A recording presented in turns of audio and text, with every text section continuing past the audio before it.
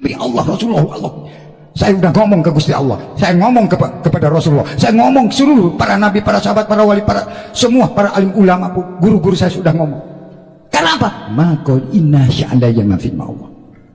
Percaya silakan, nggak percaya silakan. Nanti juga dalam kubur ketemu lagi sama saya. Mau apa? Di dunia gini-gini, wah ngatur segala macam. Udah dalam kubur, ini tak. Ya? Nukar nakir sahabatku. Wah, kan tenang saya mah. Saya di dunia nggak terkena nggak apa-apa, tapi malaikat kenal dengan saya, kalem, santai saya, betul nggak? Lah iya. Bahkan di zaman Habib Abdullah bin Muhsin Al-Abbas, ada orang datang, "Beb, saudara saya di mana? Saudara saya di mana?" Habib Abdullah bin Muhsin cuman buka dia punya jubahnya, dilihat kadang nggak ada, dilihat di kiri, nangis Habib Abdullah bin Muhsin. Kenapa, Beb nangis? Saudara ente ada di neraka.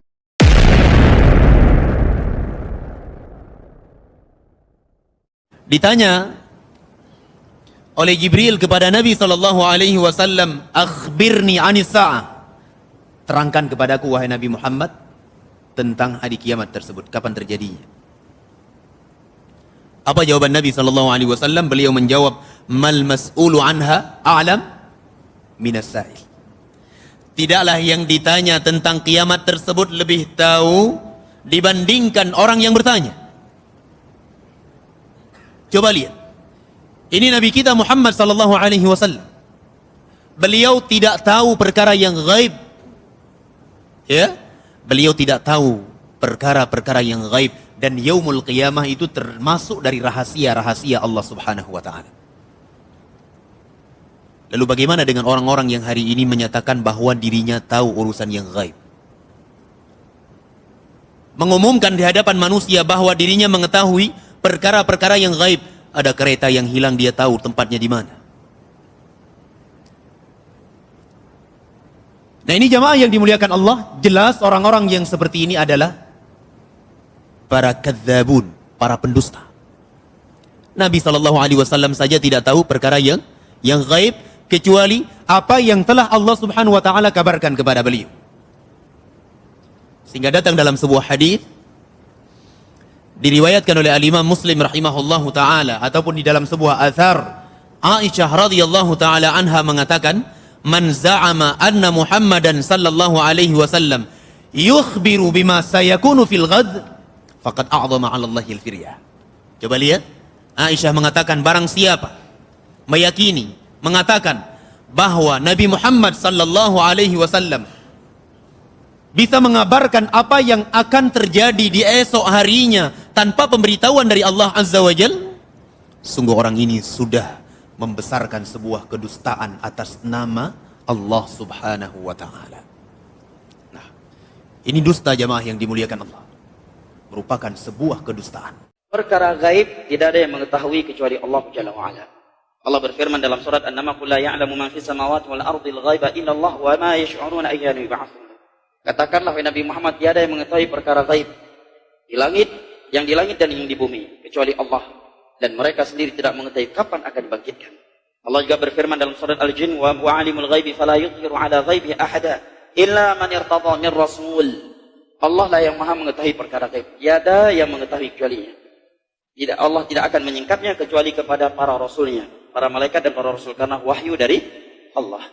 Oleh karenanya, mendatangi dukun dan tukang ramal ini bertentangan dengan akidah Islam, karena berarti dia telah meyakini selain Allah ada yang mengetahui perkara gaib. Nabi bersabda, "Man ata kahinan aw 'arrafan fasaddaqahu bima yaqul faqad kafara bima unzila 'ala Muhammad."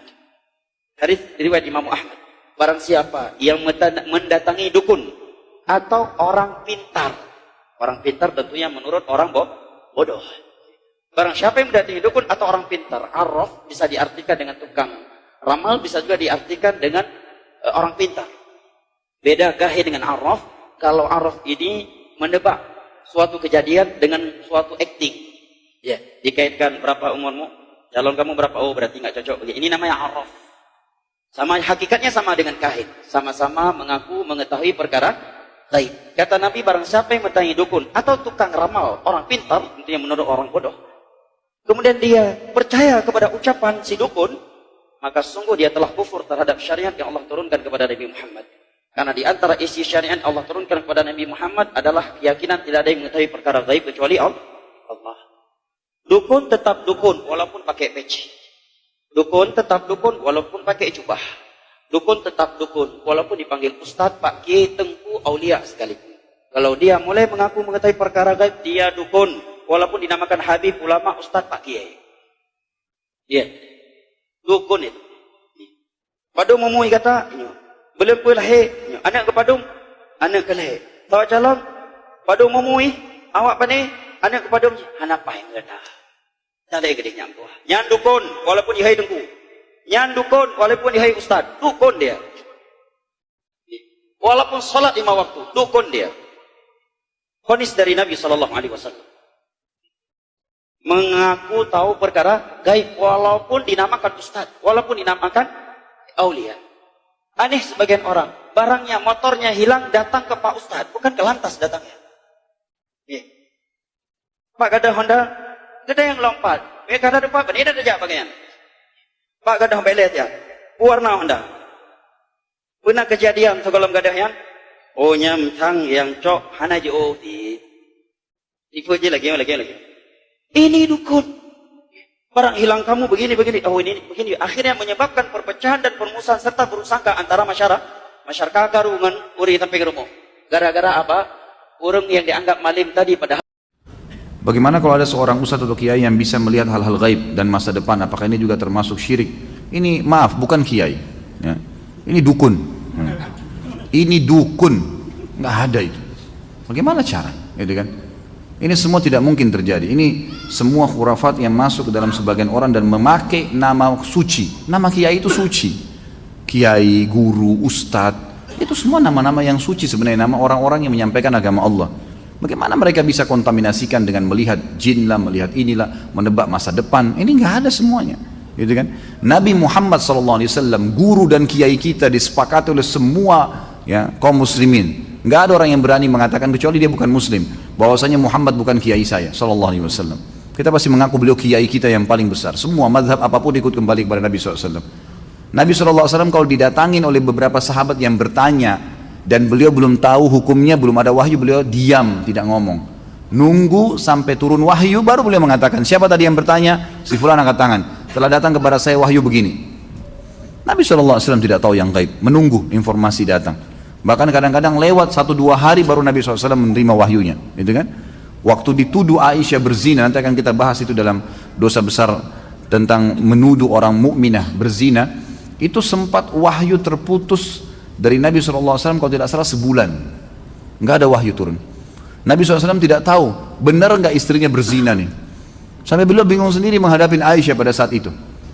Ngumpulin sahabat, nanya, sahabat bertengkar, ribut, ada yang dukung, ada yang enggak. Datang ke rumahnya Aisyah, ditanyakan Aisyah mengatakan tidak, saya tidak melakukan, sampai turun firman Allah Subhanahu Wa Taala. Nabi SAW terjadi pada rumah tangganya, turun ayat Al-Quran, nanti akan kita bahas tuh, ayat-ayatnya lengkap semua menceritakan. Beliau tidak tahu yang gaib. Bagaimana ada orang yang mengaku kiai kemudian bisa melihat yang gaib, bisa tahu masa depan? Bagaimana caranya? Allah mengatakan dalam Al-Quran tentang Nabi SAW, dan Nabi disuruh ucapkan itu. A'udzu billahi minasyaitonir rajim. Qul law kuntu a'lamul ghaiba lastakthartu minal khairi wa ma massani as-su'.